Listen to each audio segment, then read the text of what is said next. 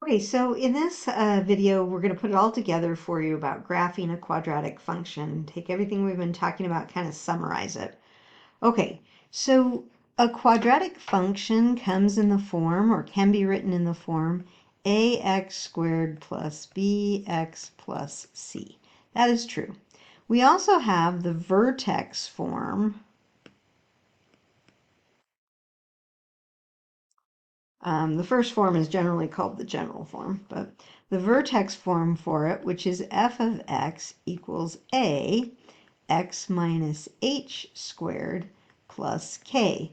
We use both forms, we use them for different things.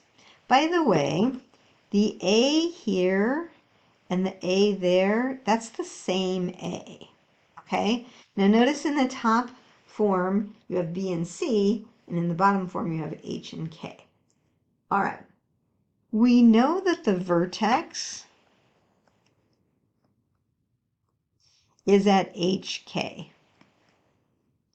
If we don't have it in the vertex form, H is equal to the opposite of B over 2A.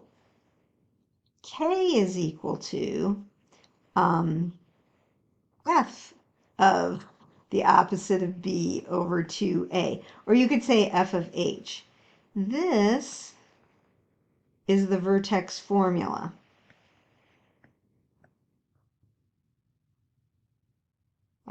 Formula. Okay, all of this, by the way, is in your textbook and you can find it. I'm sorry I don't remember the page number. Okay. Now let's talk a little bit about the graph. So, it's a parabola. Vertex is at HK. We already said that. The axis of symmetry is at is at x equals h. So if you need to know the axis of symmetry. If A is greater than 0, then it's going to be a right side up parabola. If A is less than 0, then it's going to be an upside down parabola. Okay? So that's how we know if it's right side up or upside down. Let's see. If the absolute value of A is greater than 1, then you're going to have a stretch. It's going to get narrower. It's going to be longer and skinnier, okay? But if the absolute value of A is less than 1, so it's a little bit different notation. You'll see both notations used in different textbooks. That's going to be a shrink, and so it's going to be wider. So it's going to kind of flatten out more, all right, like that. Now, when you think of your satellite dish, that's parabolic. Okay. Let's see what else. We want to know the y-intercept.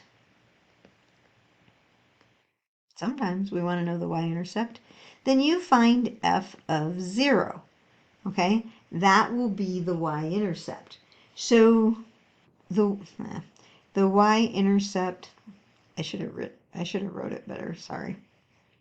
The y-intercept is going to be when you plug in 0 for x and you evaluate it, it's going to look like that.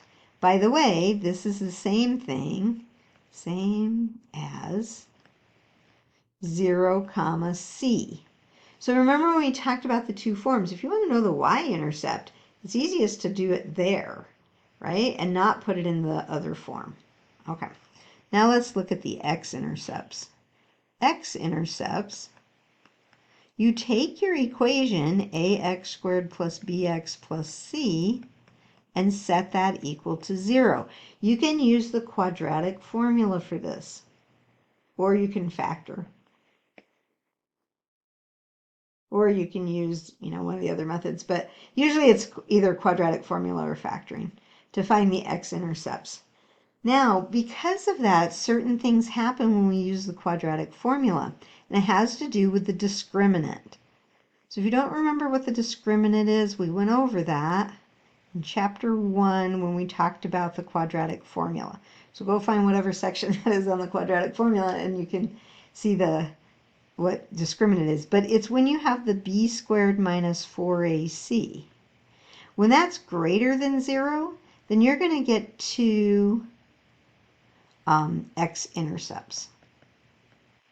And they're going to be at Well, the negative b plus or minus the square root of b squared minus 4ac all over 2a, comma 0. Those are going to be x-intercepts. So you get one when there's positive and one when there's negative. Okay. If you have b squared minus 4ac equals 0, you're only going to get one x-intercept.